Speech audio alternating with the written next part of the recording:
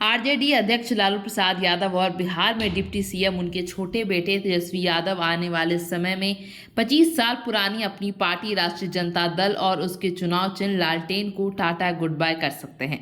25 साल पहले जिस राष्ट्रीय जनता दल को लालू यादव ने बनाया और जिस लालटेन को राजद का चुनाव चिन्ह बनाया, अब वो उसी का नाम और पहचान निशान बदलने की खामोश तैयारियों में लगे हैं। आइए जानते हैं कि ऐसा क्यों हो सकता है। इसको लेकर कई तरह के कयास हैं, लेकिन सबसे खास ये है कि आने वाले समय में बिहार की तीसरी बड़ी पार्टी नीतीश कुमार की जेडीयू लालू तेजस्वी की राजद के साथ मिलकर तीसरी नई पार्टी बना सकते हैं, जिसका चुनाव चिन्ह ना लालटेन हो ना तीर, जिसका नाम ना आरजेडी हो ना जेडीयू।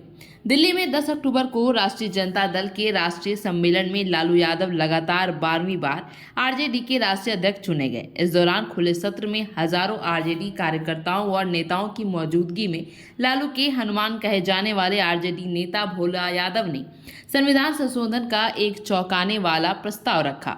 ये तालियों की गड़गड़ाहट के बीच पास हो गया, लेकिन इसकी उतनी चर्चा नहीं हुई क्योंकि पार्टी के द्वारा मीडिया को जारी बयान या प्रस्ताव में इसका जिक्र नहीं था।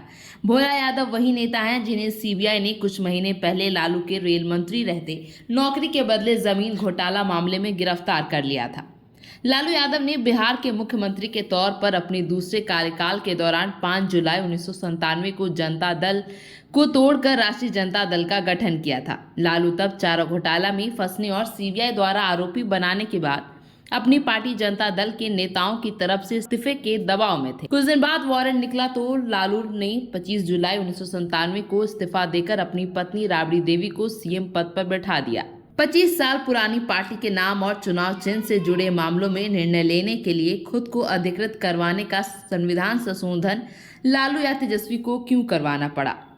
इसका अनकहा जवाब यह है कि लालू यादव और तेजस्वी यादव पार्टी का नाम और चुनाव चिन्ह बदल सकते हैं। बताया जाता है कि लालू यादव और तेजस्वी यादव आरजेडी का नाम और चुनाव चिन्ह आने वाले समय में बदलना चाहते हैं या बदलने की तैयारी में है, जिसकी भूमिका रखते हुए संविधान में नया नियम डलवा दिया गया है ताकि समय पर दोनों में से कोई भी ये फैसला ले सके।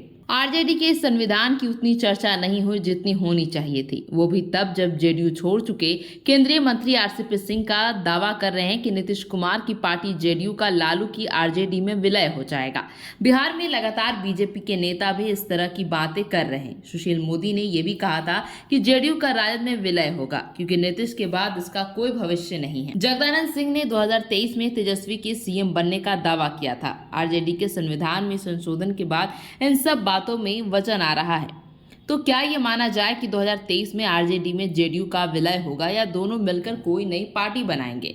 आरजेडी में इससे पहले 2 पार्टियों का विलय हो चुका है। देवेंद्र यादव की समाजवादी जनता दल और शरद यादव की लोकतांत्रिक जनता दल का आरजेडी में विलय हुआ तो लालू यादव ने ना पार्टी का नाम बदला और ना ही चुनाव चिन्ह। विलय की सूरत में एक पार्टी का अस्तित्व खत्म होता है जबकि दूसरी बनी रहती है। तो इन सब के बीच अब एक बहुत बड़ा सवाल खड़ा होता है, तो फिर पार्टी के संविधान में नाम बदलने या चुनाव चिन्ह बदलने के अधिकार जैसा नियम डालने की जरूरत अब क्यों महसूस हुई है?